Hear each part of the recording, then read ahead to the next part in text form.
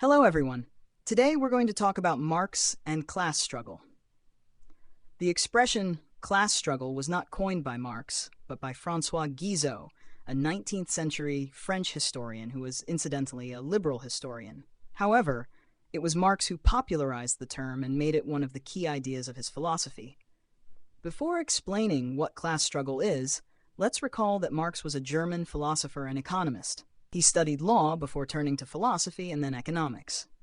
Marx literally sacrificed his life for his work and his ideas. He suffered censorship, expulsions, and had to change countries to escape persecution. Although he was of bourgeois descent, Marx lived much of his life in abject poverty. He was a firm believer in his ideas and in the struggle to bring about communism. Today, we're going to look at what he called class struggle, in order to understand his vision of economic and social relations.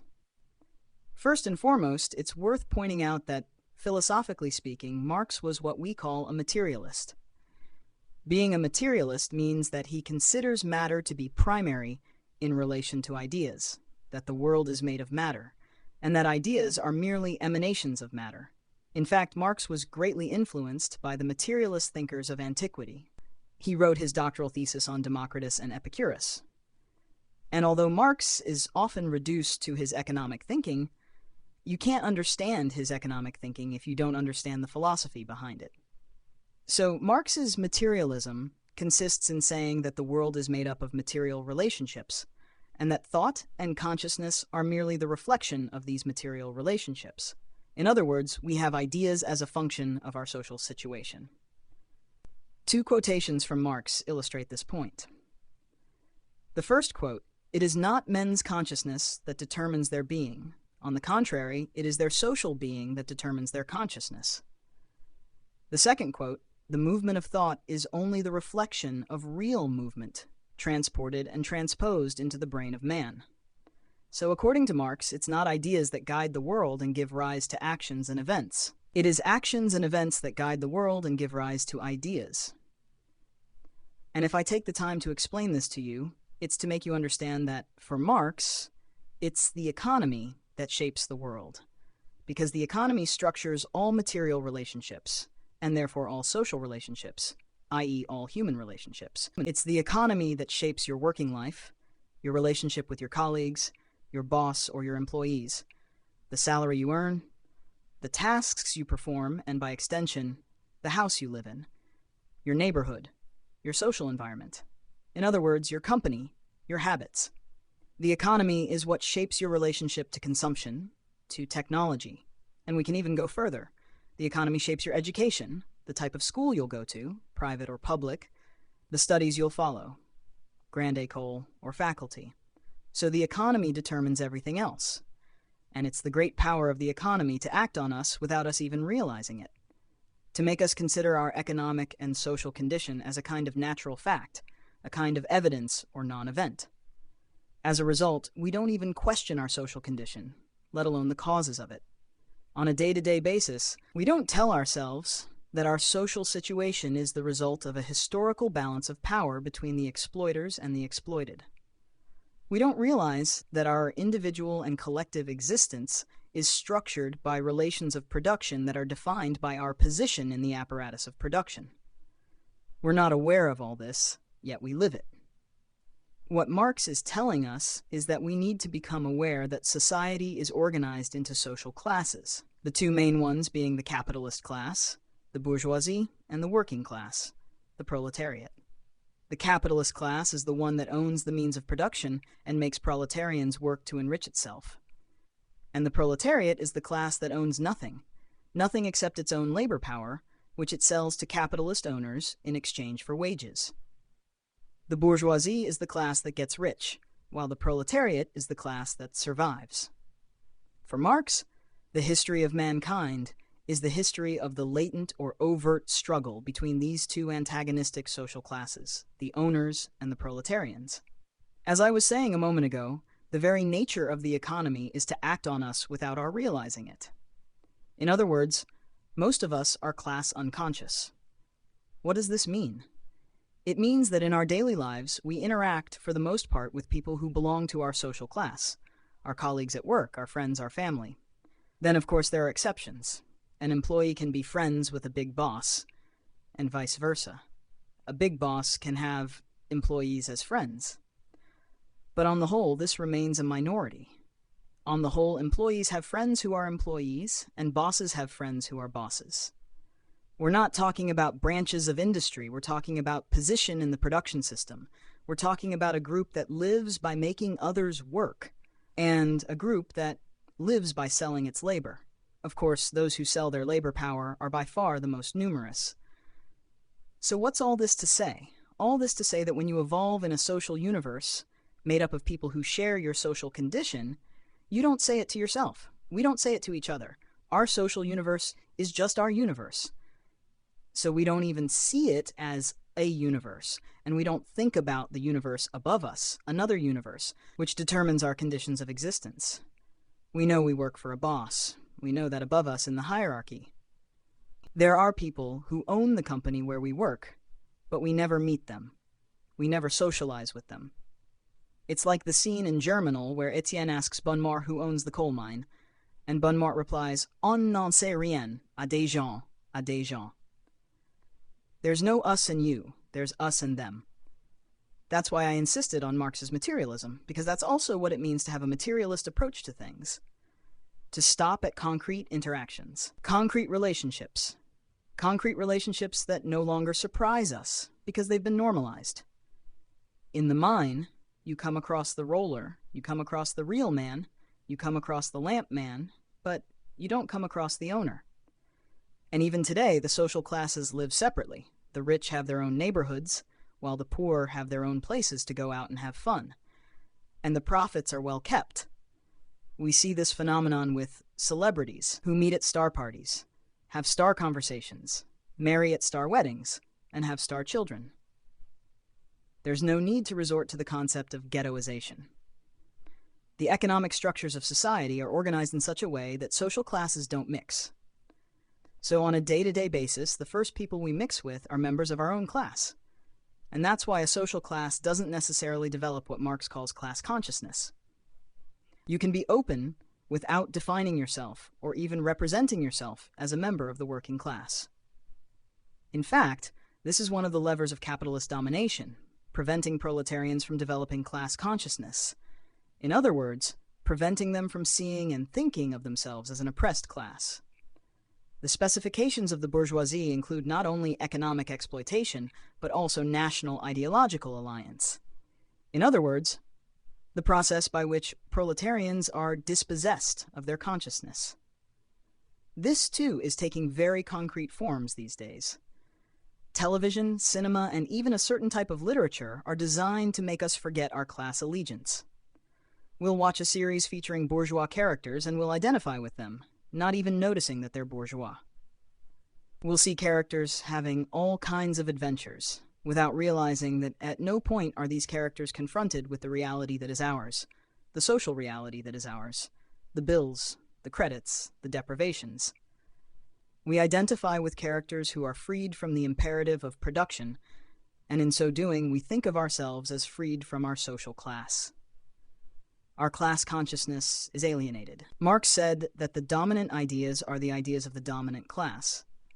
By this, he meant that the dominant ideology in a capitalist society is the ideology that benefits capitalism, the ideology that prevents the proletariat from achieving self-consciousness.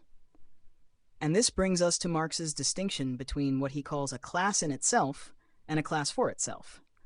A class in itself is a class as an objective reality, a class that exists in society, but without necessarily being conscious of being a class. A class for itself is a class that has achieved self-consciousness. In other words, it's a class that is aware of its interests as a social class, and can therefore organize to defend its class interests. So when I said that you're not necessarily conscious of your class membership, in reality, the bourgeois do have class consciousness. In any case, they tend to be much more class conscious than proletarians. Why is this? Because the bourgeois have interests that proletarians do not. And so, to protect their interests, they necessarily develop an awareness of their interests, i.e., class consciousness. For Marx, the bourgeoisie has a naturally more developed class consciousness. since as the dominant class, it holds the means of production. It has something to watch over, and that's what makes it conscious. When the bourgeoisie's interests are threatened, it mobilizes. It doesn't mobilize in a directly visible way. It doesn't take to the streets. The streets are for the poor. The streets are for those who have no other means of defending their interests than to take to the streets or go on strike. We'll come back to that. The bourgeoisie uses structural levers of action, such as redundancies, relocations, restructuring, and legislation. Let's not forget that, for Marx, politics is the armed wing of the economy, and the police, the armed wing of politics. The capitalist forces of order. So when I said that the class consciousness of the bourgeoisie came from the fact that it had interests to defend, that doesn't mean that the proletariat has no interests. What it does mean is that the interests of the proletariat are not compatible with those of the bourgeoisie. It means that when you're dominated, you can't effectively assert your interests the way the dominant ones do, precisely because these interests contradict those of the dominant ones.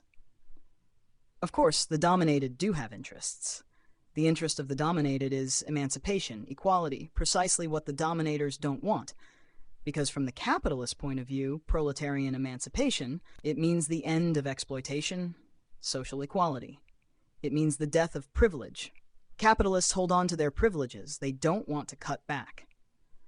This explains why, on certain occasions in history, proletarians have had to resort to violence to recover interests that had been confiscated from them. For example, during the Revolution of 1848, not 1789, because for Marx, 1789 was first and foremost a bourgeois revolution. This was the replacement of a regime of domination, feudalism, by a new regime of domination, capitalism. Proletarians, in this case the peasantry, did not see their conditions improve. It's important to understand that the French Revolution of 1789 was not a proletarian revolution.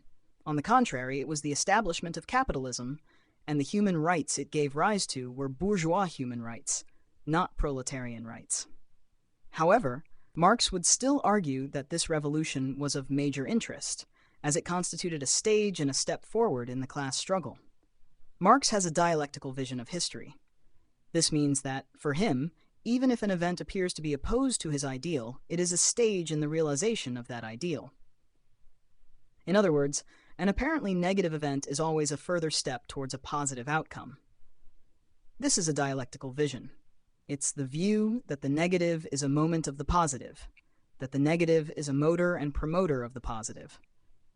So, while it's clear that the French Revolution led to the advent of capitalism, the advent of capitalism was necessary for anti-capitalist forces to organize. The advent of capitalism was needed to accelerate the process of conscientization of capitalist exploitation, always in line with the idea that it is events that determine consciousness. For Marx, the class struggle, the struggle between capitalist owners and proletarians, is not a moral struggle, but a historical one. Marx analyzes this struggle in terms of power relations and processes marked by different stages, leading to different results.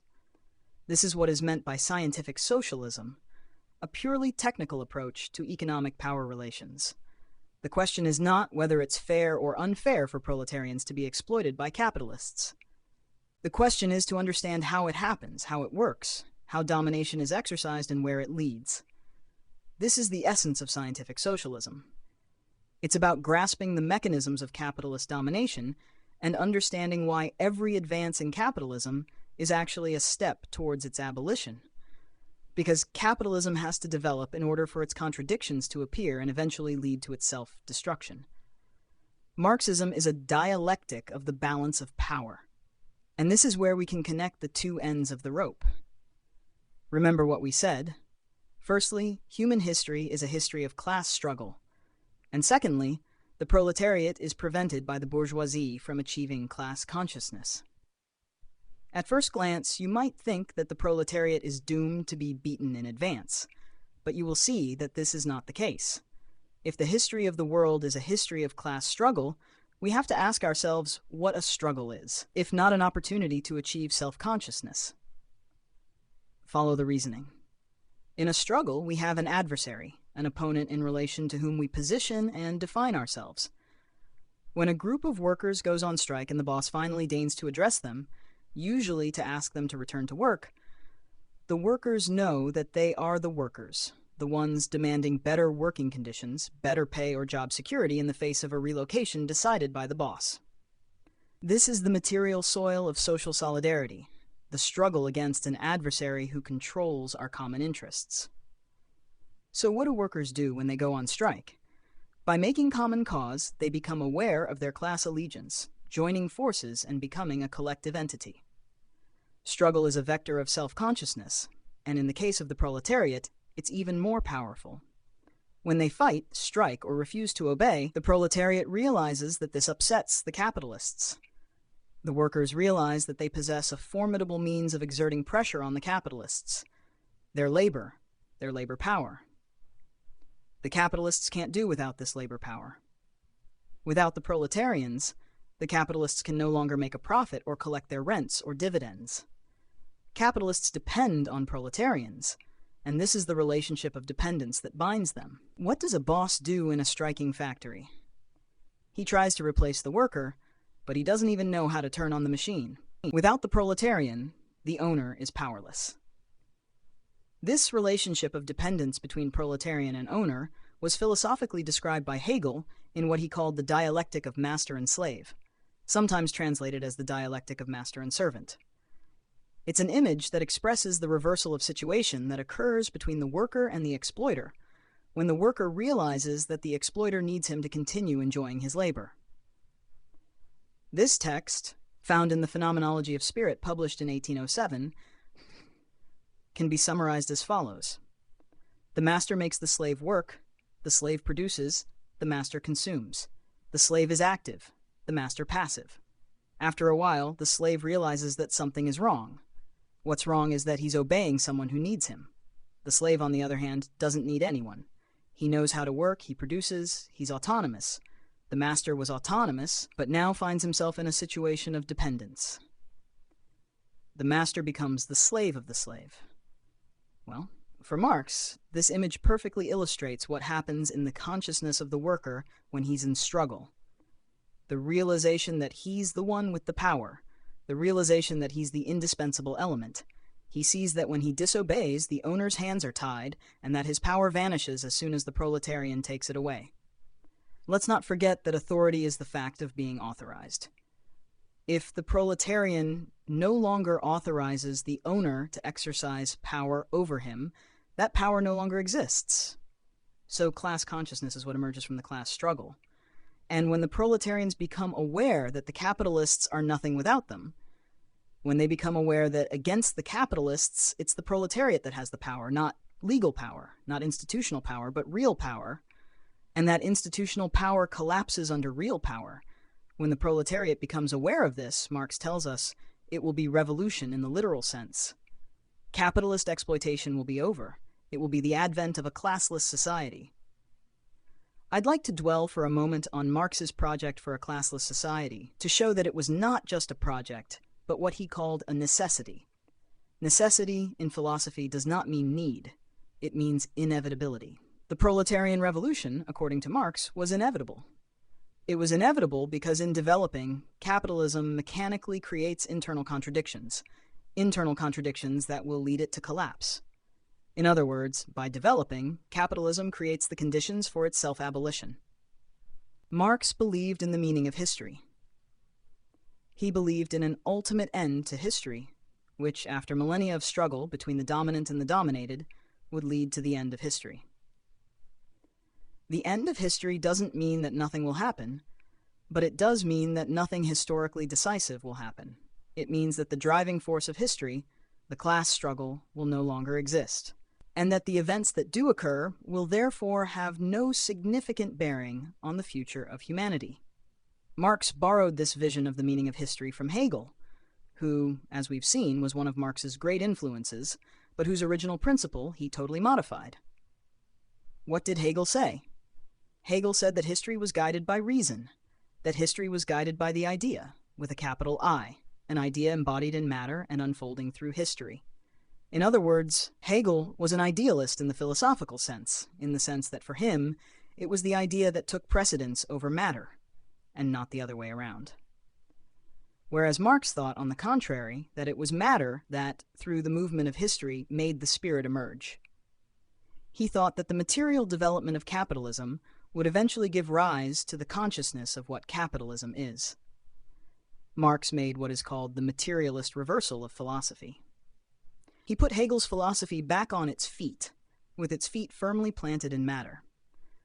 This is what makes that, for Marx, the ideas have finally only an auxiliary role in the proletarian revolution.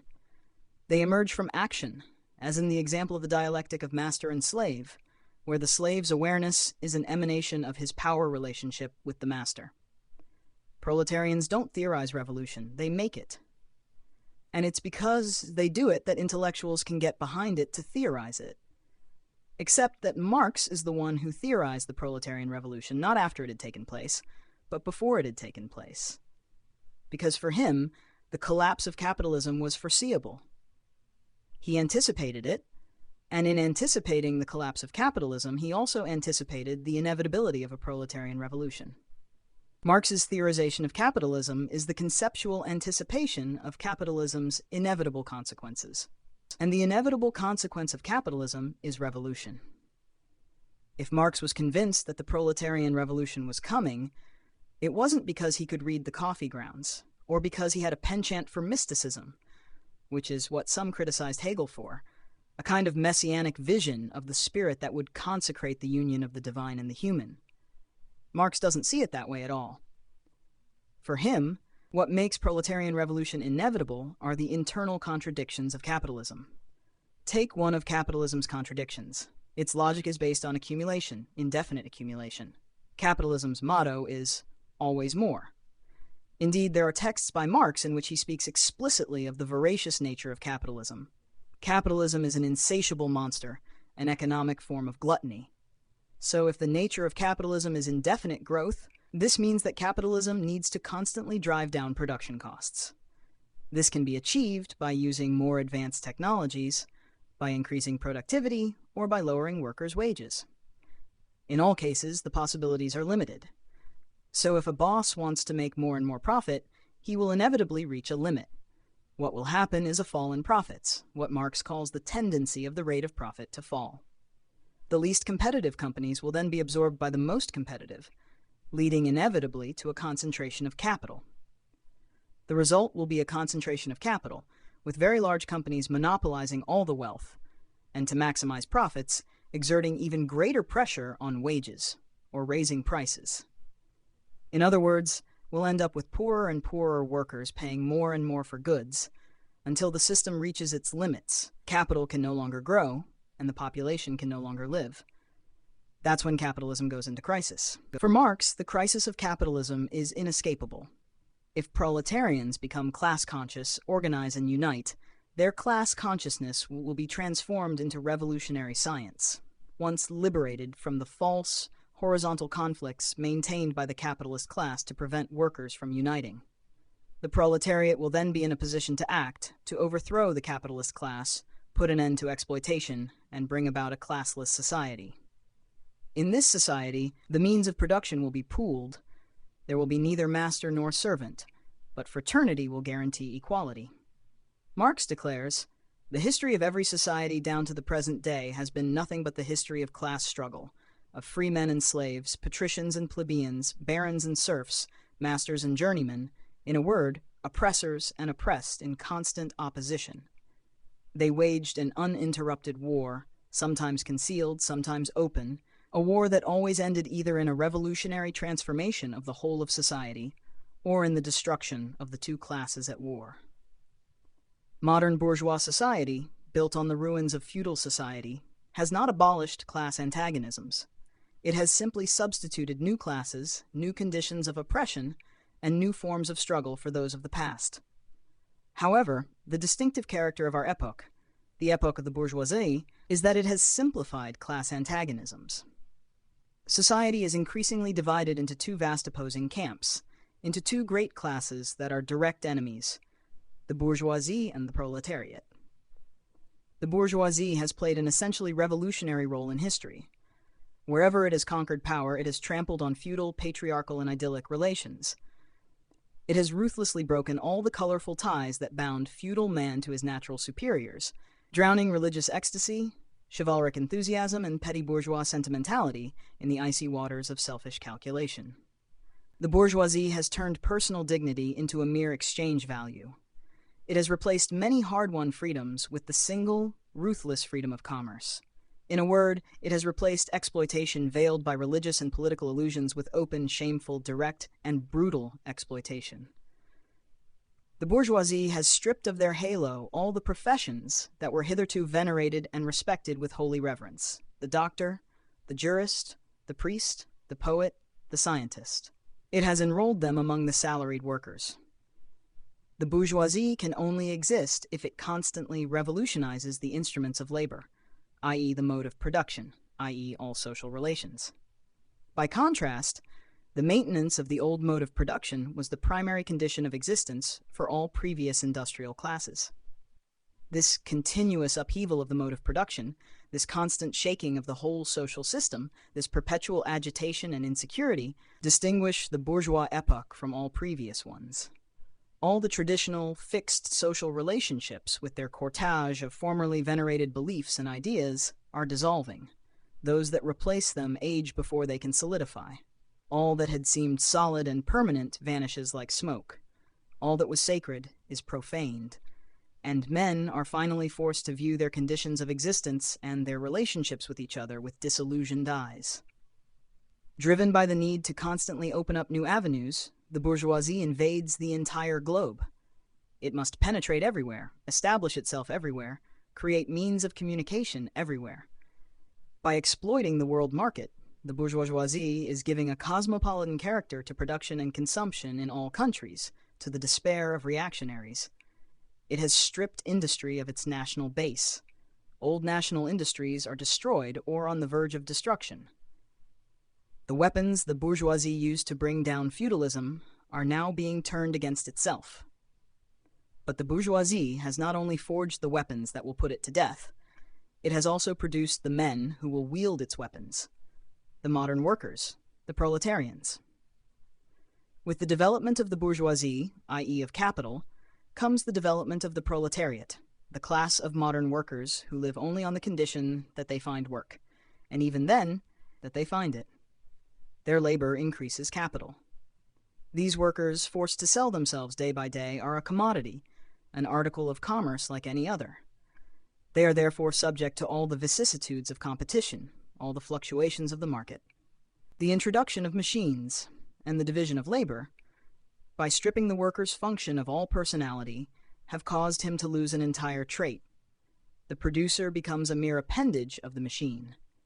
He is expected to perform simple, monotonous tasks as quickly as possible.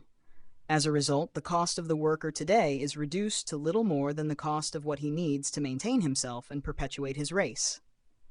Now, the price of labor, like that of any commodity, is equal to its production cost. So, as labor becomes more repugnant, wages fall, and the amount of toil increases with the development of machinismo and the division of labor, whether through the increase in working hours or the acceleration of machine movement. And so, of the labor demanded for a given period of time, of all the classes which, in their own right, come face to face with the bourgeoisie, the proletariat alone is a truly revolutionary mass. The other classes perish with big industry. The proletariat, on the other hand, is its most special product. All the classes that have tried to seize power in the past have sought to consolidate their acquired position by subjecting society to their own mode of appropriation. Proletarians can only seize the productive forces of society by abolishing the mode of appropriation that was peculiar to it, and consequently, any mode of appropriation in force up to the present day. Proletarians have nothing of their own to safeguard. They have to destroy every private guarantee, every existing private security. In outlining the phases in the development of the proletariat, we have traced the history of the more or less latent civil war that engulfs society, right up to the moment when this war breaks out into open revolution, and the proletariat establishes its domination through the violent overthrow of the bourgeoisie. Attempts to implement Marxism in various countries around the world in the 20th century, USSR, China, Cuba, ended in failure. Instead of a communist state, instead of a society where man is man's ally, we ended up with bureaucratic regimes that exploited workers in the name of the egalitarian ideal.